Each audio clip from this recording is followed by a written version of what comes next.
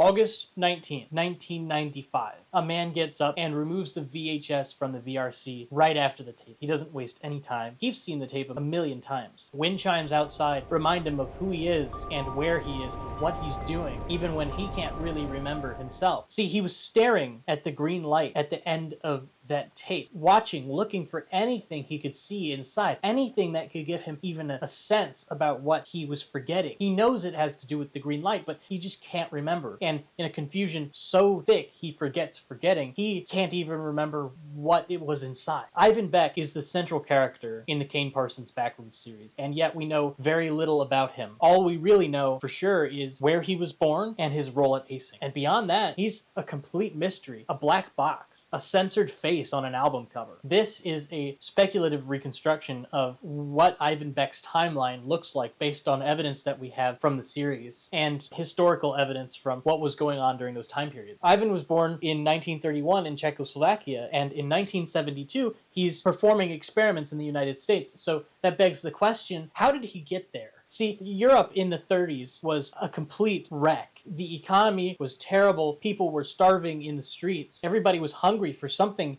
more out of life, a better life. I assume the Becks were no different. Czechoslovakia was already a very politically unstable place, since it was filled with ethnicities that were otherwise combined under the regal hand of the Austro-Hungarian Empire. And after the First World War, the Czechs, the Slovaks, Germans, and Ruthenians were all joined under one new republic. And in this terrible economy, the political unrest in Czechoslovakia was horrible. Since Karlovy Vary is in an area of Czechoslovakia that had a lot of ethnic Germans, and Beck is a German surname, the Becks were most likely ethnic Germans living in Czechoslovakia. In this time of political turmoil, the Nazis were very popular because they promised a new economic boom, and ultimately an empty promise, as it would prove to be futile, but nonetheless it was so enticing that everybody believed, or at least the ethnic Germans believed, if they could form this fascist state, then they could rule the world and have everything. The Becks were probably no different. We know they must have immigrated to the United States before the Iron Curtain in 1946. Honestly, probably before the Germans took over the Sudetenland in 1938. Then, there were only 3,000 Czech immigrants allowed in every year under the Immigration Act of 1924, which remained in effect until the 50s. And on top of all of that, there were literacy tests that they had to pass and money that they had to pay for the transatlantic sea travel. So it would make sense if the Becks already had money and were ethnic Germans who still chose to flee because of the encroaching war. Where else would they have settled but for New York? In that day, you didn't fly to the United States. You took a boat. Air travel was so young and not commercial that flying wasn't feasible yet, and the primary way of getting to the United States was still boat. So they would have landed on the east coast of the United States. Now, New York is easily the most famous place to land for immigrants, Ellis Island and all that, but by 1938, Ellis Island had been converted to a prison 20 years prior. So the other thing that supports them having landed in New York is that detail that Kane specified, that Ivan Beck and George Brem knew each other. And if that were the case, it was most likely New York. Some have posited that maybe it was Indiana because George Brem was a Hoosier. He went to the University of Indiana, but I just don't buy that. The other clues that led us to that conclusion were speculative at best. By 1906, George Brem had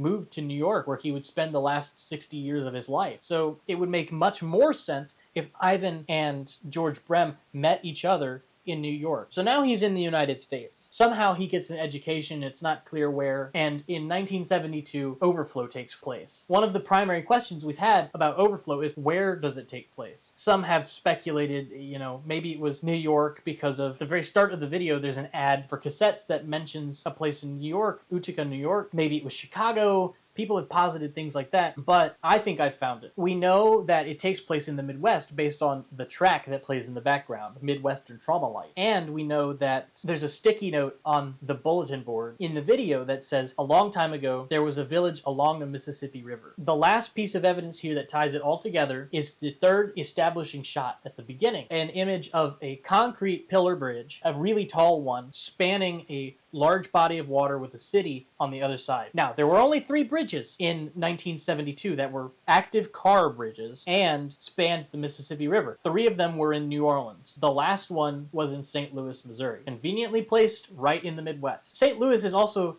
a place that has ties to nuclear research as well, because it was revealed not but 10 years ago that they had been illegally dumping nuclear waste in East St. Louis, which is where the photo would have been taken. You may be wondering, where's the Gateway Arch? Why wouldn't we see the Gateway Arch if this were St. Louis? To that, I tell you, the geography here matches up in such a way that the St. Louis Arch is actually off to the right of the camera. It's not visible. The geography matches up such that a person is looking southward at the I-70 bridge, and off to the right is the St. Louis Arch. He's in St. Louis. What is he doing? Based on the papers on the corkboard, it would suggest that he was researching nuclear fusion. He was trying to, way ahead of the game, create a way to utilize the power of the sun. See, the sun smashes atoms together, and the amount of energy that's released creates sunlight. But the sun does it on such a massive scale that it's easily the most energy-dense thing in the solar system. Ivan, in the spirit of many researchers at this point in history, wants to get a piece of that.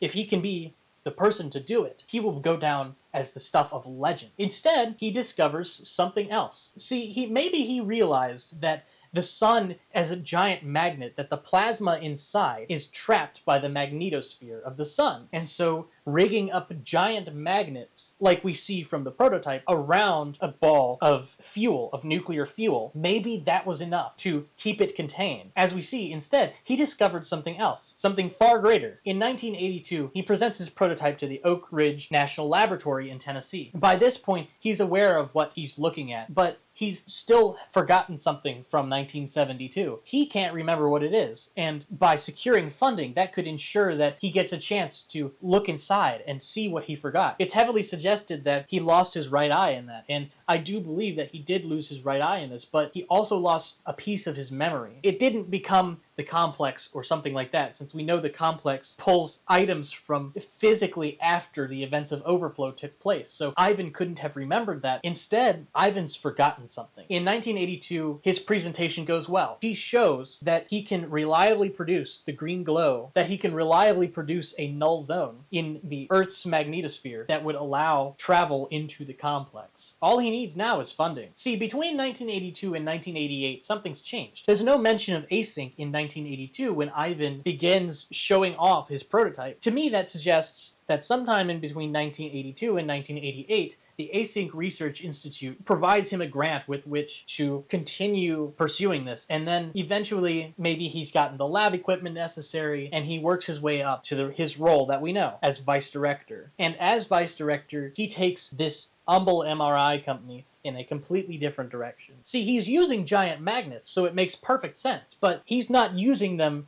for imaging. He's not looking inside people's bodies. He is looking elsewhere, opening a place, a reflection of our world. And so by 1988, Async has given him full control to steer the nonprofit however he sees fit. By 1989, he's done it. There it is, a new world, a world beyond ours, a solution to all of our problems, a new frontier inside, the answer he's been searching for all along, the thing that he's been forgetting, that he hasn't remembered for 15 years now. All off the back of multiple solar events. The one in 1972 that was so strong that overloaded the system and caused a plasma arc to fry his eye, and now this one in 1989 so powerful to rip open a portal to a new world. So what happened with all that? Right now there's another gap in the timeline in between 1990 and 1995 when Found Footage 2 takes place. We're back where we began, right? Now Ivan's viewing this footage that has been acquired by Async somehow. He clearly knows when it's going to end because he gets right up and removes the tape. That's why the TV says no signal instead of just showing blue or static. He's staring at the end because there it is, the green glow. The thing that he's been searching for is inside of that, and he doesn't know what's inside of it, and the video doesn't give him any answers either. That's why he took it home in the first place, took it to his house so he could have it for himself and keep looking in, look deeper, find something that he missed, but there's nothing there. It's all gone. There's another reason there's this gap in the timeline. Something else has happened with Async 2, and we see evidence of this in Found Footage 3. Async's gone. In 1996, when Ravi falls in, he encounters these environments of just empty office clutter. Chairs and tables, and it's all normal looking. I'm inclined to believe that this was Async's KV-31 project, that this is the A space. They sold it. They successfully sold this idea, this new frontier, infinite and cheap forever, and it didn't work. So by 1996, Async is gone from the complex. They weren't able to colonize this new frontier. What's left is a husk. Evidence that there was human life at some point, but now reclaimed by the complex and the still lives and the life forms. Ultimately, as it stands now, Ivan never gets back his memory. Ivan never figures out what the green glow was. He was so obsessed with it that in trying to figure it out, he just opened up this world with no thought or rhyme or reason to the consequences. And so Async is in ruins after 1996, evidently.